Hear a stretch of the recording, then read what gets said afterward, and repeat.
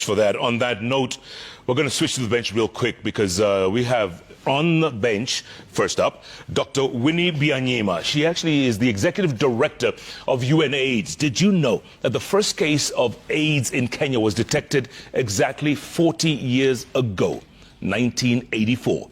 She heads UNAIDS, but she's also happens to be the wife of Ugandan opposition leader Dr. Kiiza Besigye, who was kidnapped, abducted in broad daylight right here in the streets of Nairobi about 10 days ago after he came to attend a book launch.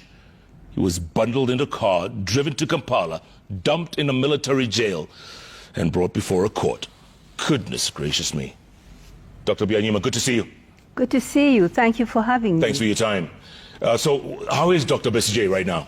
He's well. He's in good spirits, but he's in a prison. He's sleeping on the floor. Prison conditions aren't good, but he's strong. He's still in prison? They didn't release him after his hearing? No, he was charged in a military court. That's wrong because he's a civilian, and then remanded in a civilian prison just to calm the anger in the public. Yeah. Tell us exactly what happened. What did he tell you happened to him when he was abducted from the neighborhood in Nairobi? Well, he came here to Nairobi to attend a book launch by the Honorable Martha Karua, who's a friend. And by the way, you should all read her book. It's an autobiography. He arrived on a Saturday, and the launch was going to be on a Sunday. Then someone he knew had invited him to meet him here in Nairobi, who is a British national, as far as he knows. And this British national said he had a group of colleagues and friends and businesses who invest in Africa who wanted to support political parties and could support their mass mobilization work, their party activity. So he was exploring this. And he was invited to a meeting in Riverside. He went with his party colleague, Haji Obed Kamlegea. And when they arrived there, and they entered the room, and were just being introduced to two people, the one he knew and another he didn't know, a knock on the door, and it is announced that it's Kenya police that has arrived. Turns out it's 8 men in plain clothes. He could not tell who was who, but they say you're under arrest. And in the room was this man and his friend with 2 guns and with a box of money, or so-called money. He doesn't know whether it was money or not. And they said, you're under arrest. And he said, wait a moment. I don't know why this man came with 2 guns. I don't know why he has this box of money. I did talk about fundraising, but I wasn't expecting this. He didn't have time. He was just taking photographs of. And then the man who opened the door, the British man, had disappeared at this time, vanished. And he was left with one other man whom he didn't know. So 4 of the men bundled him and his party colleague in a car and drove them the whole night towards the border with Uganda. They crossed the border into Uganda without stopping. It was clearly an operation, well planned. Somewhere towards Nakuru, the 4 men who abducted them forgot and started talking in our language. So Kiiza Besigye said, well, I wish you'd told us we speak the same language, just to joke. Yeah. And that's how they then crossed them into Uganda and threw them into a military jail. That must be like a 10, 12-hour ride, drive. Yes, they drove all night. They sat on them, and they arrived in Kampala when he said he could hardly walk. And they threw them in the military jail. This has happened before. He's been through this since he first declared that he would run against President Museveni. And that's now close to 25 years ago. 25 years. Tell me something. How many times has he been arrested? Because do you know, does anyone keep count anymore? No, we don't. We know that there was 1 year when he broke the Guinness Book of Records of the most arrested man in that year. Yeah. More than 52 times. Good Lord. So an average of more than one arrest per week. Per week, yeah, Yes. 2 weeks in a year, Yeah. Tell me something. These two were best of friends at one point, weren't they? Dr. Kiiza Besigye and Yoweri Museveni. They were best of... In fact, Dr. Kiiza Besigye was his personal doctor. What went wrong? I wouldn't say best of friends. They were comrades in a struggle to liberate Uganda from dictatorship. I was in that struggle with them too. We were comrades, yes, with good relations. But I think along the way, after we won that war, we disagreed. And it's not only him. There are many people who along the way felt that the vision, the mission, that the movement had walked away from it. So the president doesn't take differences easily and doesn't make room for disagreement. So one by one, many senior leaders, I could say most senior leaders of the national resistance movement, have either retired, walked away, or gone into opposition. That's the sad reality of a liberation movement that lost its mission. Yeah, what a shame.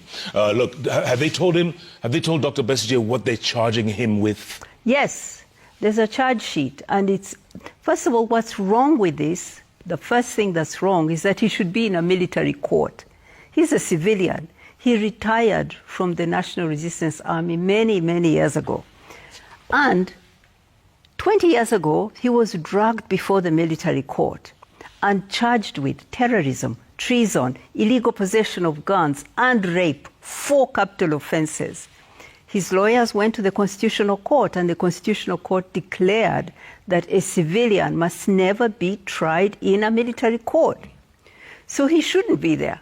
But he's there because the burden of proof in a military court is much lower than it is in a civilian court. So, and the court doesn't even have a lawyer who's on the panel. The chair of the panel isn't even a lawyer. So they can just decide that we're convinced you did it. And that's it, you're convicted. So first, he shouldn't be there. Secondly, now they've charged him with illegal possession of those guns he found in the room with 2 little pistols. According to him, they are even very old pistols that were with this man, who then ran away, wasn't even arrested. He didn't run away, walked away. Yeah. He's charged with undermining, compromising, undermining state security, the security forces, prejudicing the capacity of security forces. This is a very vague offense. If you, for example, you were a cook in the military and you didn't cook your food well for the soldiers, you could be charged under that offense.